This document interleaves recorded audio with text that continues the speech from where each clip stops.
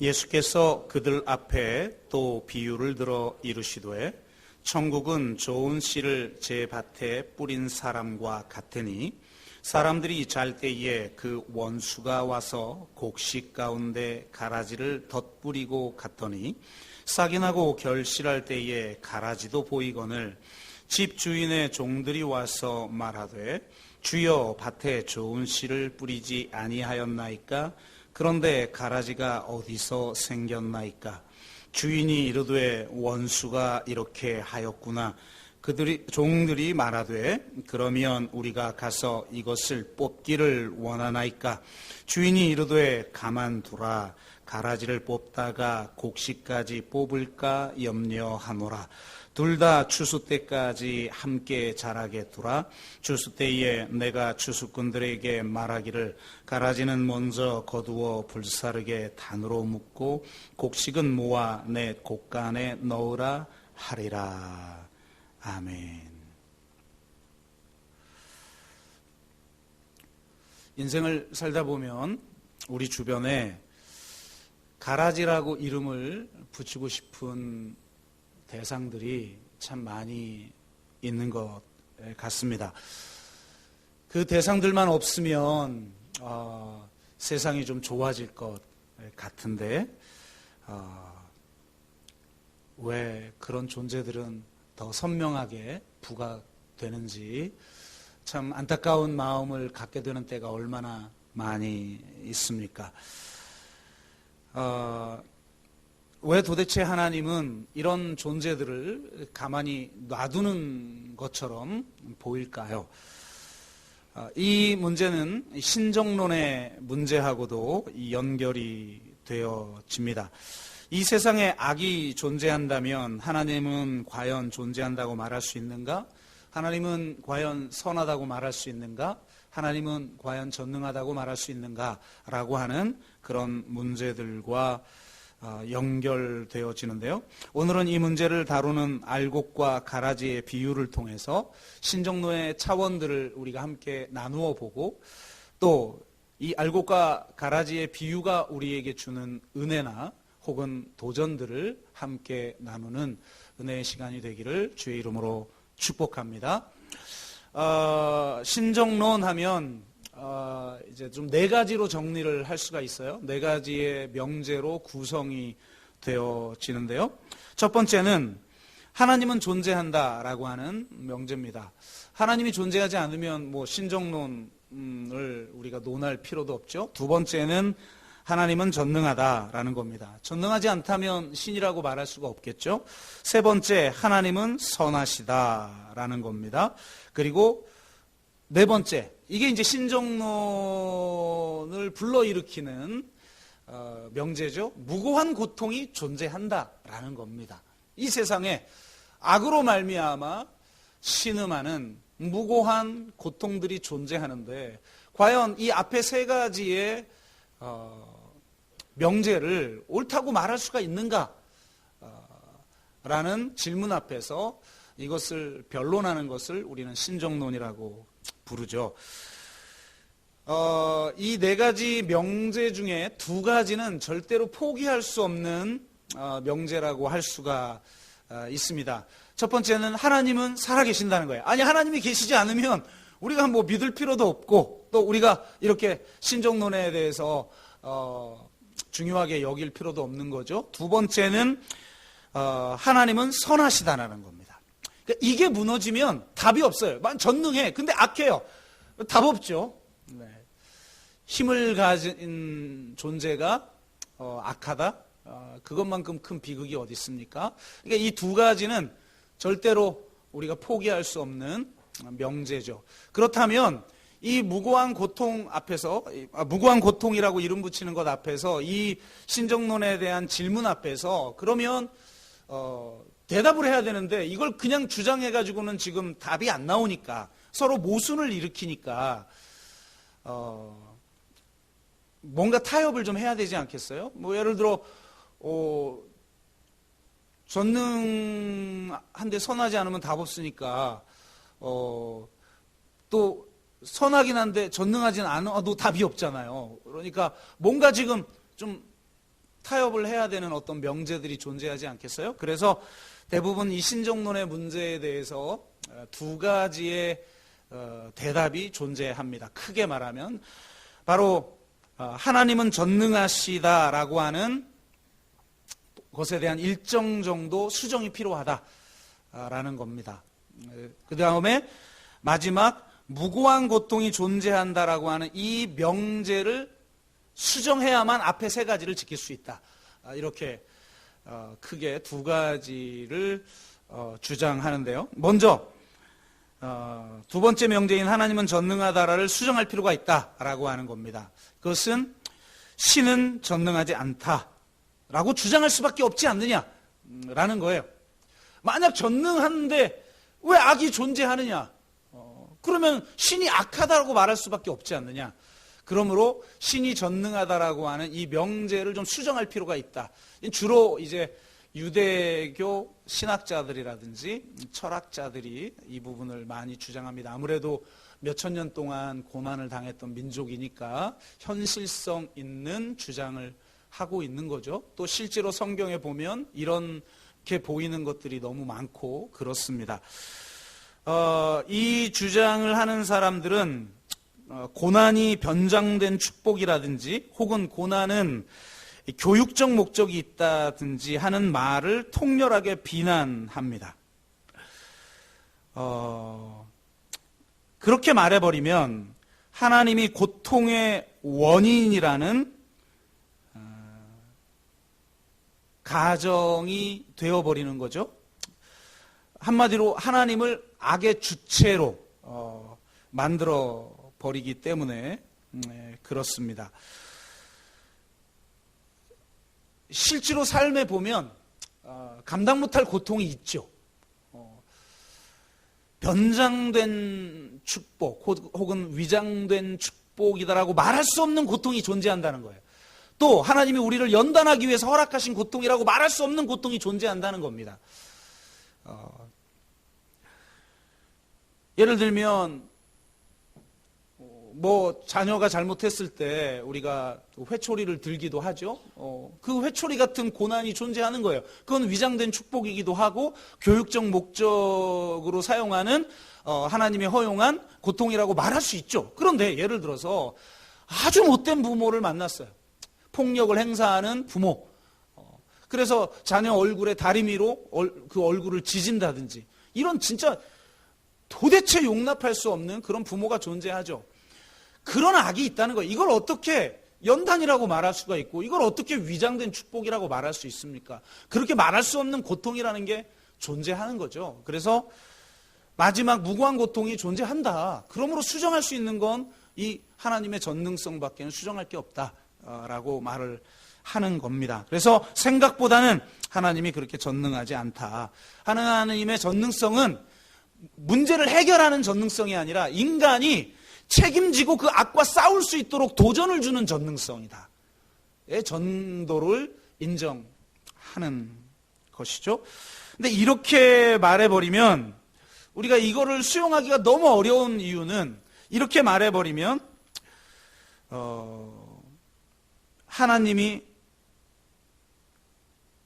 전능하지 않다는 것이고 이 세상을 만이교적이고 영지주의적인 우주적 이원론으로 바라볼 수밖에 없다는 거죠. 무슨 말이냐면 전능하지 않는 두 신이 그냥 싸우고 있는 거예요. 선한 신과 악한 신이 싸우는데 선한 신이 우연히 이기면 세상이 선해지는 거고 악한 신이 막 회복해가지고 더 세면 세상이 악을 지배하고 이렇게 돼버리는 거죠. 왜? 하나님이 전능하지 않으니까.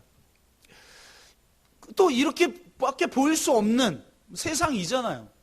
선도 존재하고 악도 존재하고 악도 선만큼 강하고 때로는 선이 너무나 악 앞에 무기력한 이런 모습들을 바라보기 때문에 이렇게 이제 주장하는 거죠. 근데 이렇게 돼버리면 우리가 믿는 진정한 하나님과는 좀 다른 신이 되는 거죠. 우리는 오늘도 사도신경을 고백했지만 사도신경의 첫 번째가 뭡니까?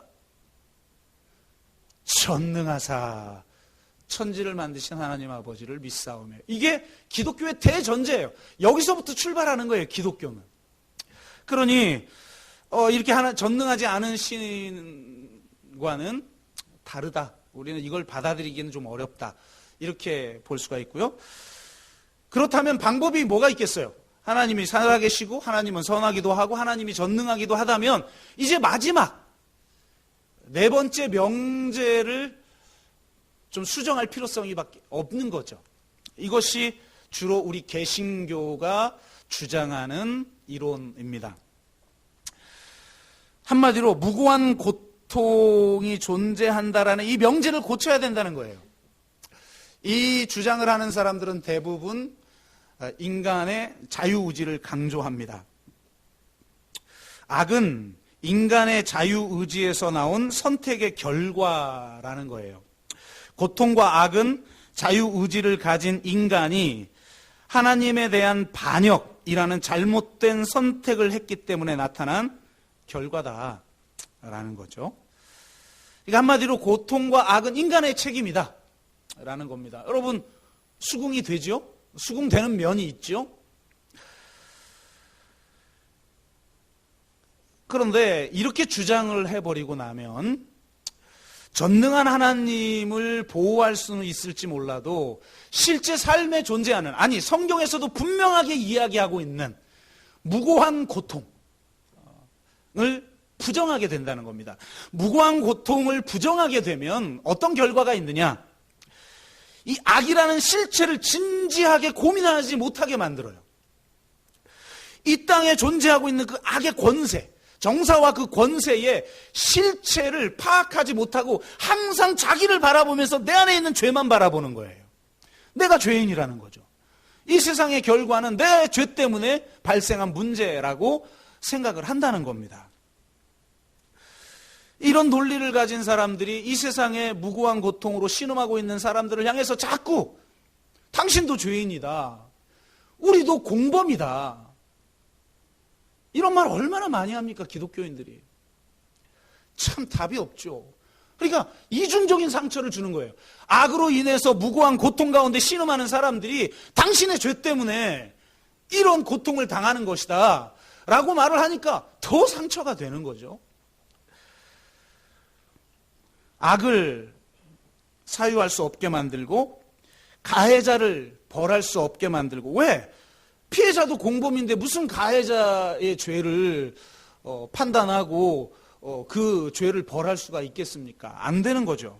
그러니까 개신교는 맨날 공평과 정의와 상관없는 우리도 죄인이라는 말만 되풀이함으로 말미암아 가해자는 아무 죄책감 갖지 않고 살아가게 만들고 피해자는 이중적 고통을 당하게 만드는 그런 오류를 범하고 있다라는 거예요. 그리고 이 정사와 권세를 사고할 수 없게 만들어서 이 공적 영역에서 이 선한 싸움을 싸우지 못하게 만든다는 겁니다. 이 이론은. 무고한 고통은 분명히 있다고 성경은 말하고 있어요. 그러면 우리는 이 네 가지 명제를 다 받아들일 수밖에 없다면 어떻게 이 악의 문제를 바라보아야 하는가? 이것을 오늘 이 알곡과 가라지의 비유를 통해서 함께 나누고, 특별히 사도신경의 첫 번째 고백, 전능하사 천지를 만드신 하나님 아버지를 믿사오며라고 하는 것과 연동하여 우리들에게 주는 도전과 은혜를 함께 나누기를 원합니다. 이 알곡과 가라지의 비유 중에 가장 첫 번째 도전은 원수가 이렇게 하였구나라는 거예요. 이 세상의 악의 근원은 원수로부터 나오는 거라는 겁니다. 이것은 하나님의 전능성을 보호하기 위해서 악의 실체를 가볍게 여기는 오류로부터 우리를 건져줍니다. 그냥 인간의 자유의지만 강조하고 개인의 책임의 문제로만 악을 치부하는 실수로부터 우리를 벗어나게 만들어요. 원수가 그렇게 하였다는 겁니다. 원수라는 인격적 용어를 사용하는 것은 악이 인간을 초월하는 우주적 세력이요, 단지 선의 결핍이 아니라 악한 힘이라는 사실을 깨닫게 만들고 악을 과소평가하지 않게 만드는 역할을 합니다. 근데 이거보다 더 중요한 메시지가 있어요.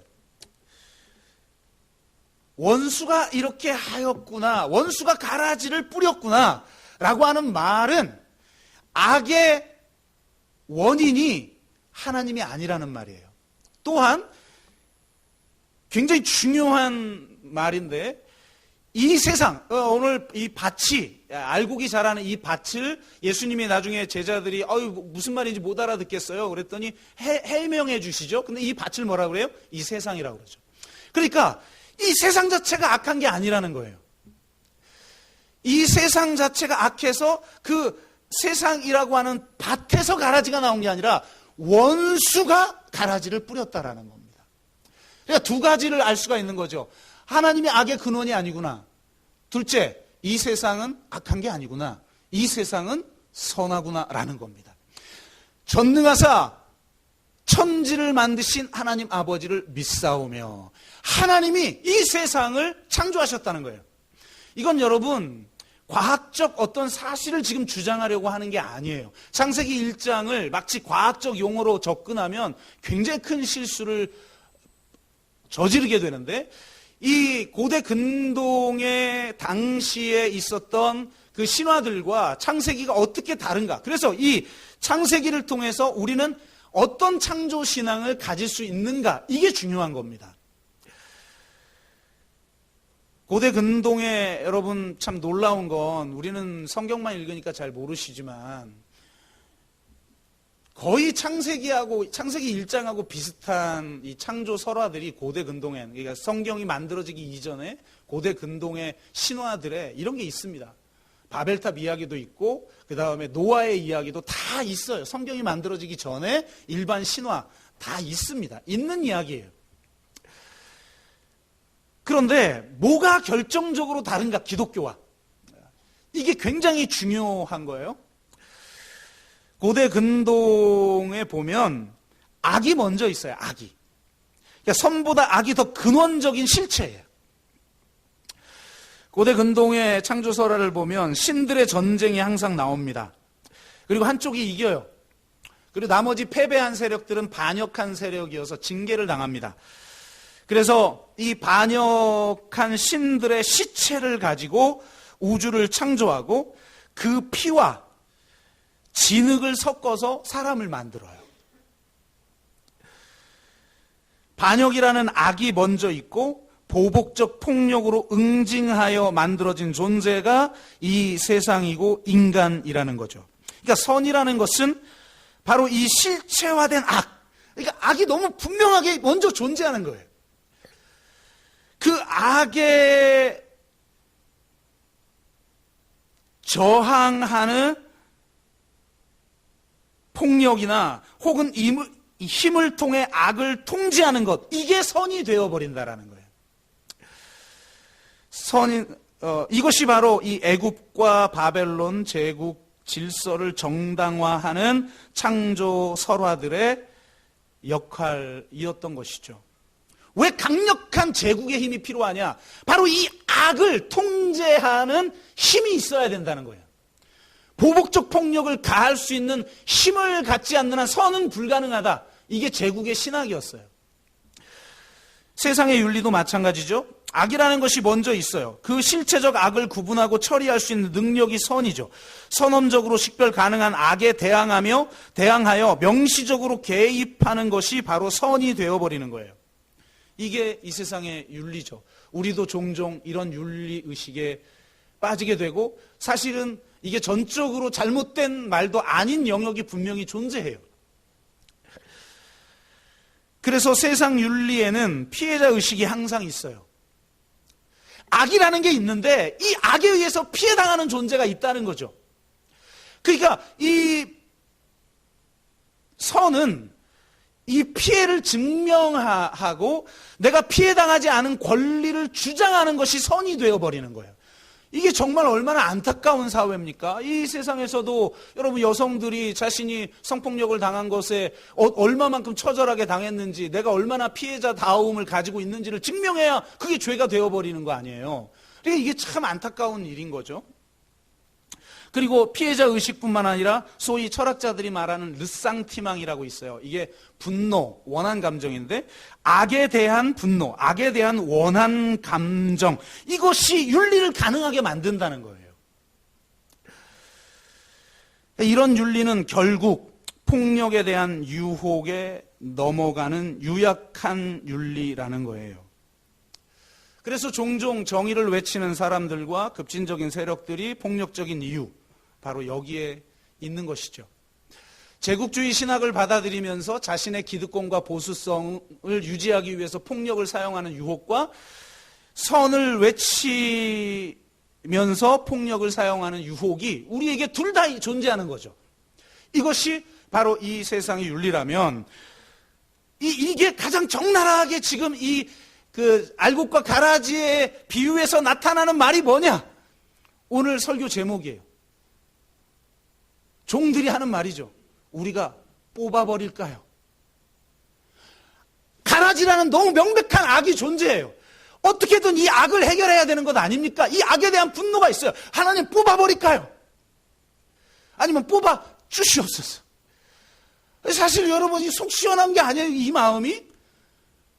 그냥 여러분 괴롭히는 인간에 하나님이 데려가셨으면 좋지 않아요? 나만 그럽니까? 이 세상 돌아가는 거 보면 막 가라지 같은 인간들이 있잖아요. 하나님 왜 저런 인간을 안 데려가시는지 모르겠어요. 막 살 맛이 안 나게 만드는 인간들이 있잖아요.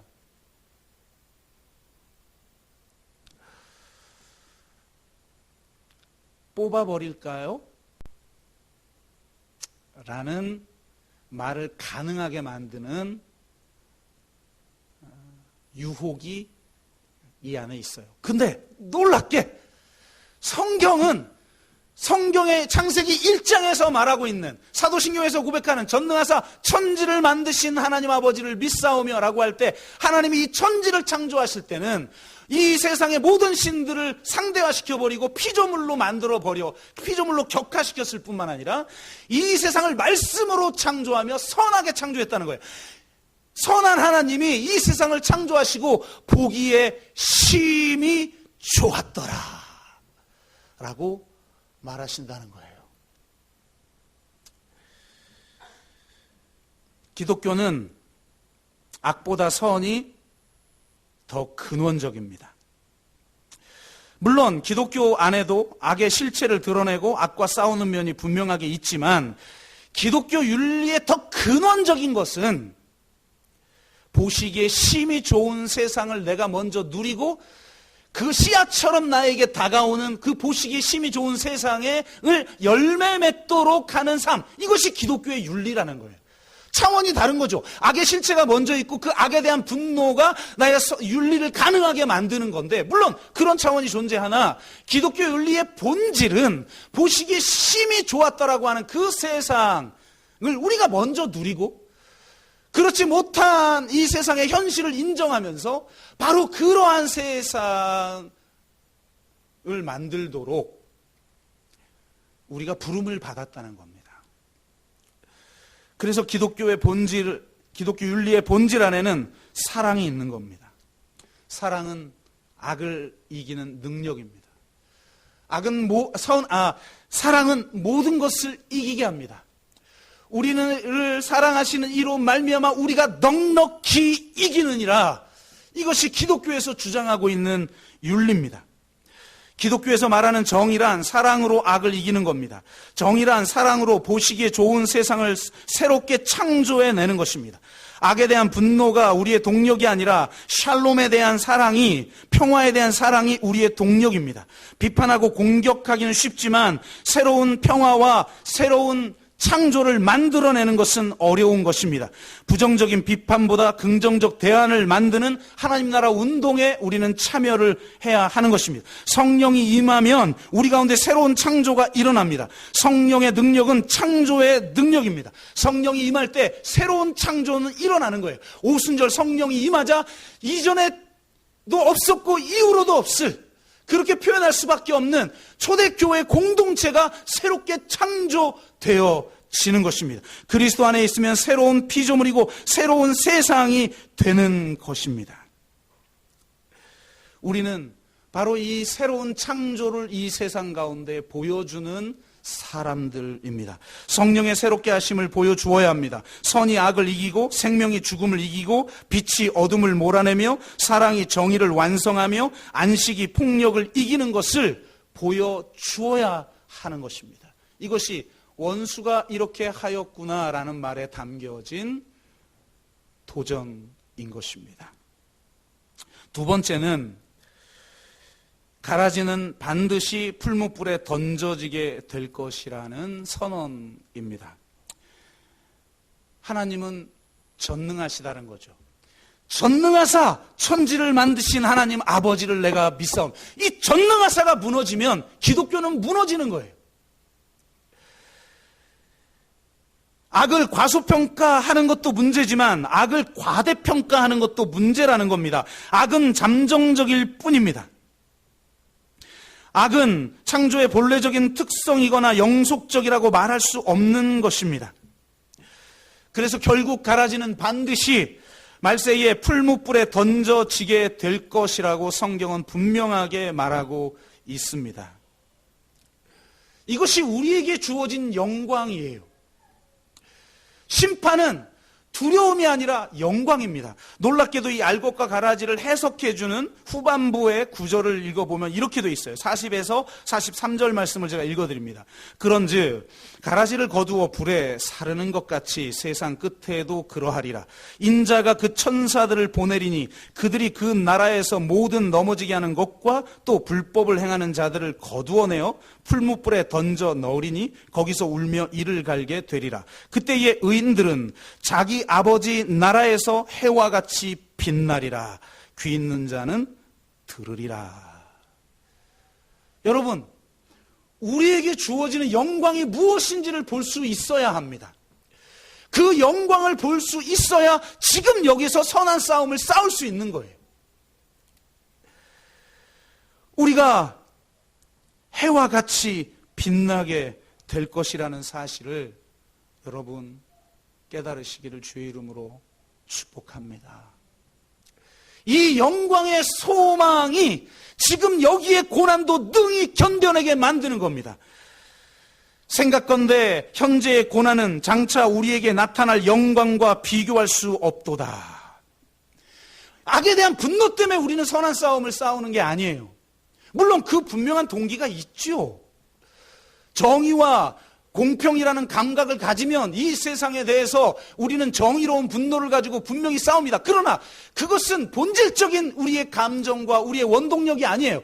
근원적인 선한 싸움을 싸우게 만드는 근원적인 동력은 하나님이 이 세상을 보시기에 심히 좋게 만드셨다는 것이고 하나님이 그 세상을 완성하셔서 새하늘과 새 땅을 이 땅 가운데 이룰 것이며 우리는 해와 같이 빛나게 된다는 것입니다.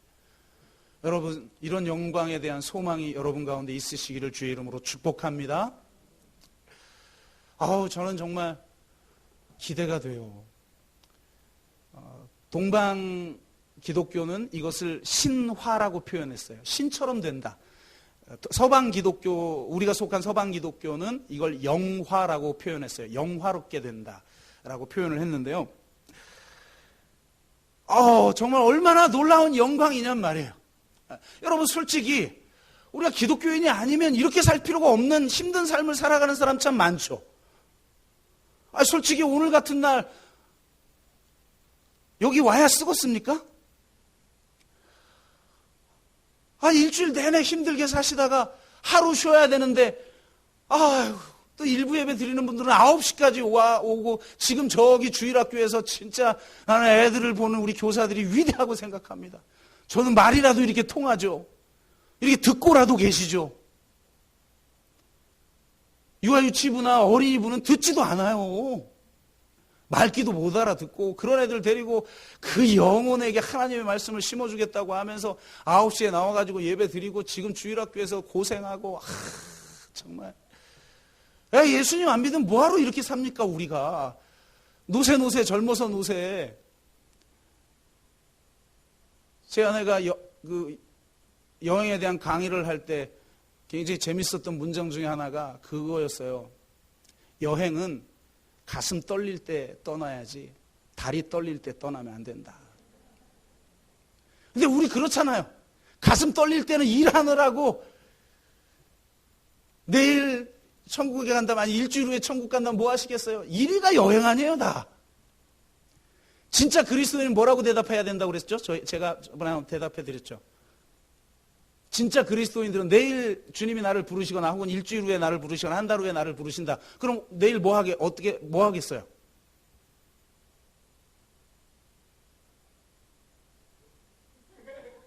뭐 한다고요? 전도를. 가증스러운 대답을 하지.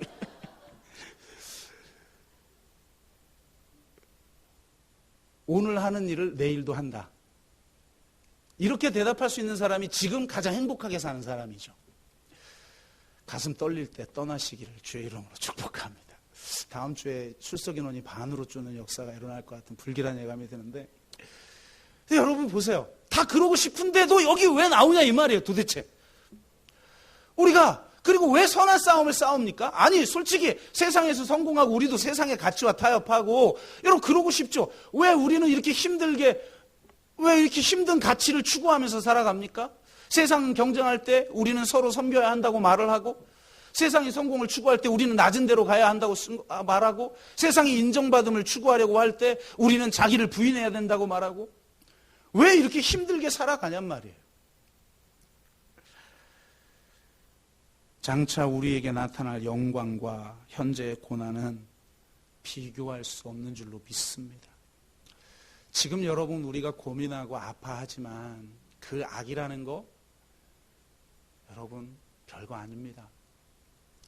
마지막 가라지처럼 처리될 것들에 불과합니다. 더 중요한 것은 이제 세 번째 문장인데요. 먼 미래만이 아니라 지금 우리가 누릴 수 있는 것에 대한 메시지를 주시는데요. 알고 다 뽑아버릴까요? 그냥 뭐 우리 양만 뽑아버리고 싶죠. 뽑아버릴까요? 근데 주님이 뭐라고 그래요? 가만히 놔둬라.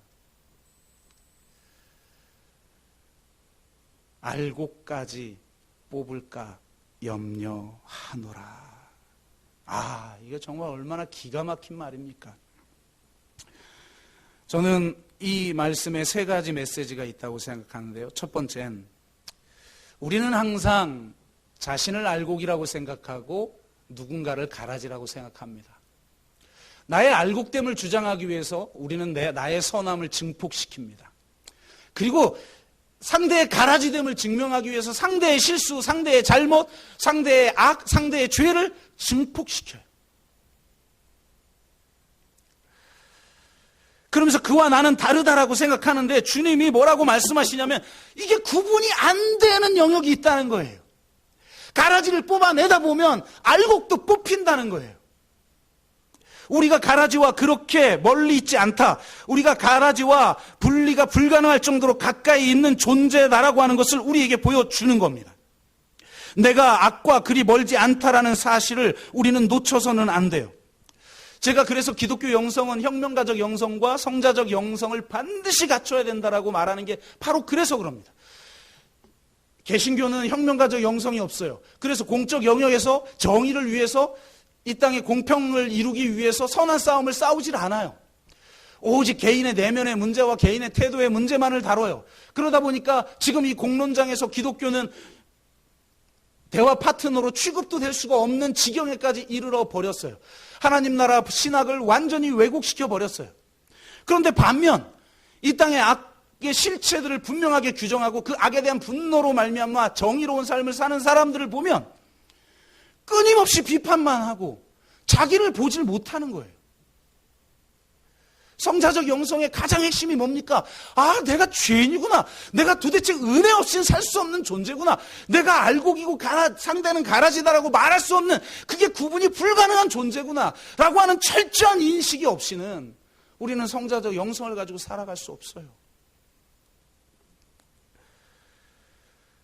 여러분, 내 눈앞에 있는 가라지를 보기 전에 내 마음 안에 있는 가라지를 먼저 볼 줄 알아야 합니다.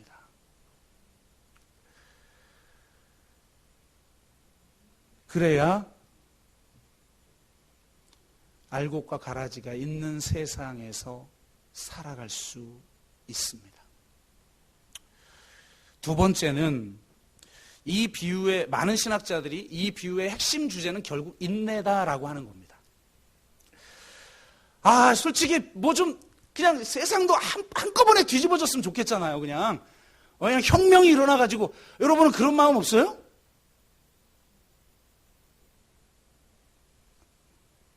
사는 것도 힘든데 세상에 악을 사유할 수 있는 여유가 우리가 없으니까 참 우리가 각박하게 살아가는데, 이 세상의 모습을 보면 볼수록 그냥 정말 다 뒤집어 버렸으면 좋겠다, 이런 마음이 얼마나 많습니까? 근데 놀랍게 겨울의 시간을 지나야 되고 봄의 시간을 지나야 되고 여름의 시간을 지나야 겨우 추수의 때가 오니 참 인내의 시간이 반드시 필요하다. 무엇보다 가라지를 품을 수 있는 마음이 필요하다. 가라지를 견뎌낼 수 있는 마음이 필요하다라는 거예요. 우리는 뽑아버릴까요? 주님, 우리가 뽑기를 정말 원하십니까? 그래서 모든 문제를 단번에 해결해 버렸으면 하는 그런 조급함이 우리 안에 항상 있어요. 왜 이렇게 문제가 해결이 되지 않지? 왜 나의 삶은 나아지는 것 같지 않지? 멀리 볼 필요도 없죠. 우리 자신을 봐도 그렇지 않아요? 아니, 이 정도 신앙생활 했으면 거의 성자 반열에 이르러야 되는 거 아닌가요? 안 그래요? 이제 막 신앙생활 하는 사람 빼고 한 10년, 20년 신앙생활 했으면 거의 성자의 반열에 이르러야 되는데, 아이고, 신혼 초에 싸웠던 거 가지고 지금도 싸우고 있고, 지금도 남이 나를 비난하는 걸 견딜 수 없어 하고, 지금도 자아 과잉에 빠져서 내가 얼마나 대단한 존재인지를 입증해야 되고, 참 답답하죠. 하나님, 좀 단번에 제 문제, 내 안에 있는 가라지도 단번에 뽑아주셔서 좀 단번에 좀 해결해 달라고. 우리 공동체의 가라지도 확 뽑아가지고 단번에 해결해 달라고. 이 세상의 가라지들 단번에 뽑아버려 달라고. 이 마음이 막 우리 안에 있어요. 그런데 진짜 성장은 이 인내의 마음에서, 견디는 마음에서, 온유의 마음에서, 가라지를 수용하는 온유의 마음 없이는 공동체는 세워질 수가 없어요. 새로운 창조는 일어날 수가 없어요.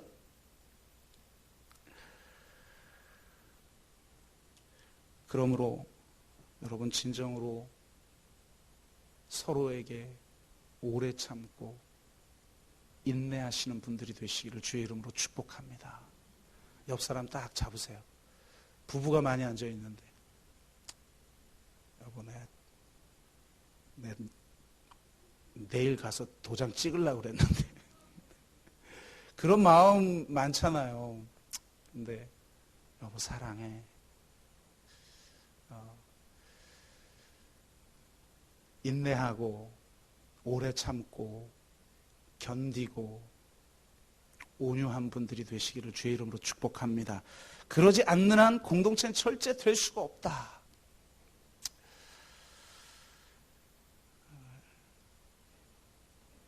세 번째는, 이게 가장 중요한 메시지입니다. 고대 근동이나 예수님이 살았을 당시의 유대 땅은 이 중동 지역의 문화예요. 지금 서양의 시각을 가지고 이게 잘 이해하기 어려운데, 예수님이 하신 대부분의 비유는 무엇을 배경으로 하고 있냐면 명예와 수치의 문화라는 문화를 전제하고 있어요. 그러니까 예수님의 비유에 나타난 가장 중요한 문제는 주인 혹은 아버지의 명예예요. 여러분, 탕자의 비유, 뭐가 문제입니까?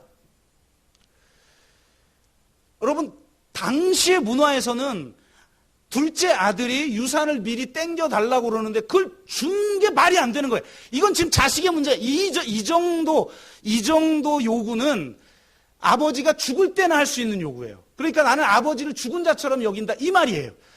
그러면 그 당시에 왜 여러분 탕자가 돌아오기를 그 동구 밖에서 아버지가 기다렸겠어요? 동구 밖에서 만약에 아버지가 먼저 안 보고 동네 사람이 먼저 보면 그 아들을 돌로 쳐 죽여도 돼요. 그게 그 시대의 문화였어요. 그러니까 아들 못 죽이게 하려고 동구 밖에서 내가 제일 먼저 발견하려고 한 거예요, 아버지가. 그리고 또 하나, 아버지는 그 마을에서 추방당해도 되는 잘못을 범한 거예요. 완전히 그 마을의 명예를 실추시킨. 그래서 그런 아들은 아버지가 다스릴 수 없으면 데리고 와서 마을 장로들에게 데려다 놓으면 그 장로가 이는 먹기를 탐하 포도주를 즐기고 먹기를 탐하고 죄인의 친구다. 이렇게 선언하면 사람들이 돌로 쳐 죽여도 돼요. 여러분, 지금처럼 우리 자식에 대한 이런 애틋함 그때 별로 없었어요. 애 낳으면 집어 던지고 딸이면 집어 던지고. 제 아시는 집사님은 7번 죽었다가 살아나는 경험을 했는데 딸이라 바깥에 마당에 집어 던져버렸대요, 아버지가. 이틀을 놔뒀는데도 꿈틀거려가지고 데려왔대요.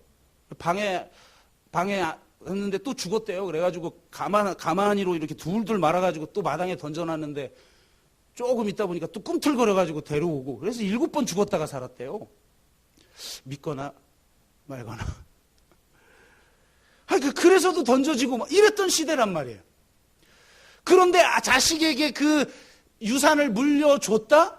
이거는 마을의 명예를 실추시킨 죄로 이 아버지를 추방시켜도 되는 거예요. 이게 명예와 수치의 문화예요. 오늘 본문의 이 알곡과 가라지의 비유에 가장 왜 이 원수가 가라지를 심어놨을까? 그것은 이 주인의 명예를 실추시키기 위한 거라는 거예요. 근동, 우리는 서양이니까 이게 이해 안 되는데 근동에 가서 이 예화를 들으면 다 그렇게 이해를 한대요. 이건 말이 안 된다. 왜 가라지와 알곡을 함께 놔두냐? 그러니까 가라지가 있어요. 놔둬라. 이건 말이 안 된다는 거예요, 이 시대에는. 반드시 뽑아버려야 된다라는 거예요. 만약에 뽑지 않으면 그것은 이 주인의 게으름을 탓하고 농사꾼으로서의 명예롭지 못함을 욕해도 상관없는 사태가 돼버린다는 거예요. 그러니까 지금 이 주인은 자신의 명예가 완전히 땅에 떨어지는 걸 감수하면서까지 가라지를 내버려 뒀다는 겁니다. 근데 그 가라지를 내버려 둔 이유가 가장 중요해요. 알곡까지 뽑을까 염려하노라. 이것이 하나님 아버지의 마음이라는 거예요. 단 한 알의 알곡이라 할지라도 뽑히지 않게끔 하기 위해서 가라지를 놔두면 분명히 내 명예가 실추되죠. 여러분, 하나님의 명예가 얼마나 많이 실추됩니까? 아니, 그냥 당장 저 천군 천사를 보내서 이 악을 섬멸해버리면 될 텐데. 예수님도 그런 말씀을 하죠. 칼을 뽑아서 말구의 귀를 자른 베드로를 향해서 뭐라고 말합니까? 내가 지금 천군 천사를 부르면 올 수 없어서 내가 이러고 있는 줄 아느냐? 단번에 뽑아버릴 일을 내가 할 수 없는, 힘이 없어서 내가 전능하지 않아서 이러고 있는 줄 아느냐? 이 알곡 하나라도 구원하기 위해서, 이 알곡 하나가 열매 맺는 삶을 살도록 하기 위해서, 이것이 십자가의 마음입니다. 하나님은 악을 방관하는 분도 아니고 우리가 또 악을 방관해야 한다고 말하는 분도 아닙니다. 하나님은 악을 처리해 왔고 앞으로 처리할 것일 뿐만 아니라 지금도 처리하고 계십니다. 또한 우리에게 악을 처리하도록 하십니다. 단 하나님의 방식으로 하길 원하십니다. 악을 악으로 이기는 것이 아니라 선으로 악을 이기길 원하십니다. 원수가 사용하는 방식이 아니라 하나님의 방식으로 악을 이기기 원하십니다. 폭력과 미움과 저주가 아니라 연약함과 사랑과 축복으로 이기라고 말씀하십니다. 한마디로 십자가의 능력으로 이기라고 하십니다. 여러분, 십자가 현장에서 가장 중요한 건 우리의 죄책에 대한 형벌의 문제가 아니에요. 사실 읽어보면요, 예수님이 그 십자가에서 하나님의 아들이, 죄가 없는 그분이 끊임없이 수치당해요. 조롱당해요. 뺨 맞아요. 침뱉음을 당해요. 가시면류관을 씌워요. 그리고 네가 진짜 하나님의 아들이거든 내려와 봐. 너 남은 구원한다고 그래놓고 너는 구원 못하네? 조롱당해요. 철저하게 수치당하는 존재가 되어버리셔요. 가라지를 내버려둠을 통해서 그분이 당하시는 그 수치를 주님은 당하십니다.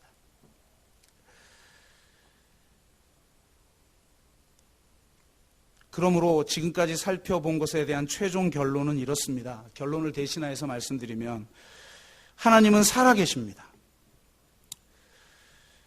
하나님은 선하십니다. 그리고 이 세상을 선하게 창조했습니다. 하지만 악이, 원수가 가라지를 뿌려 놓았고 이 세상 가운데 무고한 고통이 존재합니다. 우리는 그것을 뽑아버리기를 원합니다. 단번에 해결하기를 원합니다. 하지만 전능한 하나님은 내버려 두라고 하십니다. 악과 싸우지 말라고 말하시는 게 아니에요. 선한 싸움을 싸우지 말라고 하시는 게 아니에요.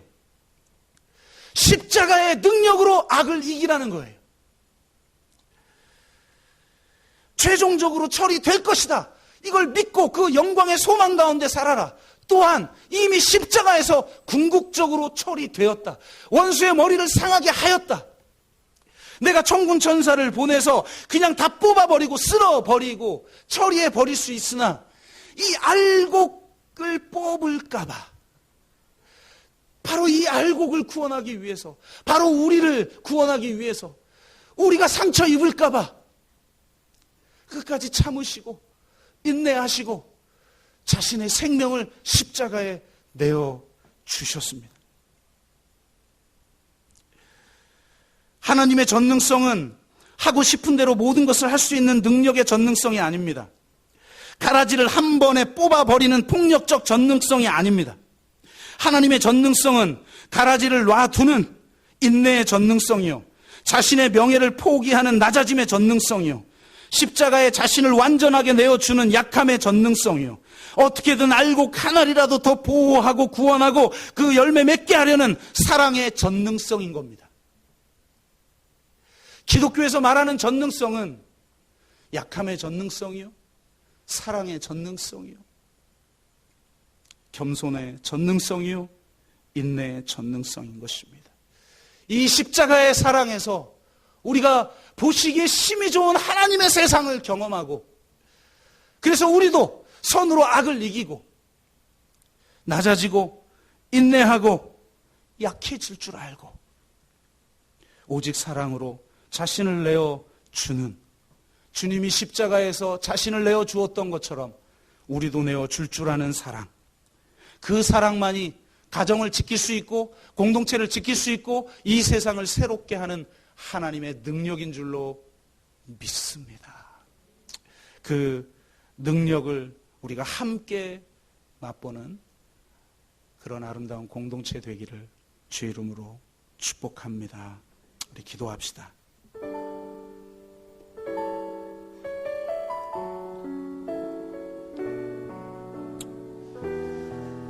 우리는 계속 나를 알곡으로 만들고 상대를 가라지로 만들려고 하는 성향이 있습니다.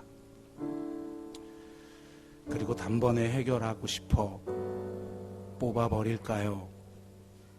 라고 말하는 성향이 우리 안에 있습니다. 주님은 말씀하십니다. 놔둬라. 알곡까지 뽑을까 염려하노라. 나는 한 영혼을 천하보다 귀하게 여긴다. 나는 너를 위해 낮아짐의 전능성을, 인내의 전능성을, 약함의 전능성을, 사랑의 전능성을 보여주었다. 그러니 너도 이제 십자가의 사랑으로 악을 이겨라.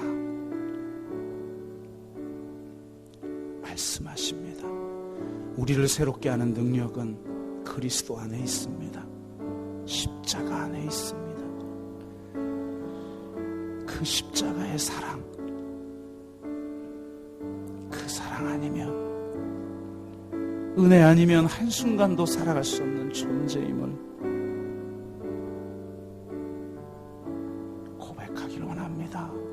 주여, 나부터 새로워지게 하여 주옵소서. 그렇게 우리가 한 목소리로 같이 기도합니다. 사랑의 아버지 하나님, 우리는 너무 쉽게 상대를 가라지로 규정하고 오바 버리고 싶은 마음에 그 충동에 사로잡힙니다. 주님, 알고 가나를 위해서 자신의 명예가 짓밟히는 것을 감내하신 주님의 사랑을 기억합니다. 주님처럼 그 십자가의 사랑으로 사랑하게 하여 주시옵소서. 우리가 먼저 그 십자가의 사랑에 완전히 사로잡히게 하여 주시옵소서. 그래야 우리 가정이 회복되고, 셀이 회복되고, 교회가 회복되고, 이 세상이 회복되는 은혜를 부어 주옵소서. 감사드리며 예수 그리스도의 이름으로 기도드리옵나이다. 아멘.